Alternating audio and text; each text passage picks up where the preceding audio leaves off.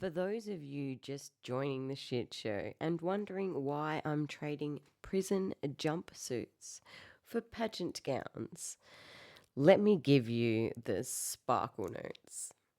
I'm not a criminal mastermind.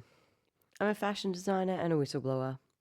I made the terrible mistake of speaking up against the government's corruption and fighting for medical access in the prison system. And spoiler alert, the establishment really hates it.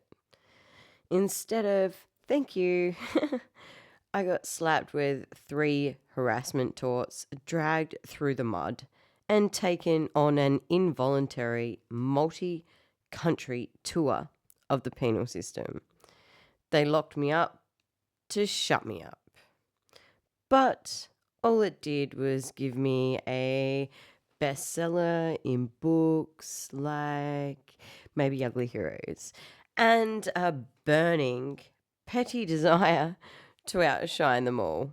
So here we are, bit battered, bit bruised, but absolutely now unbothered.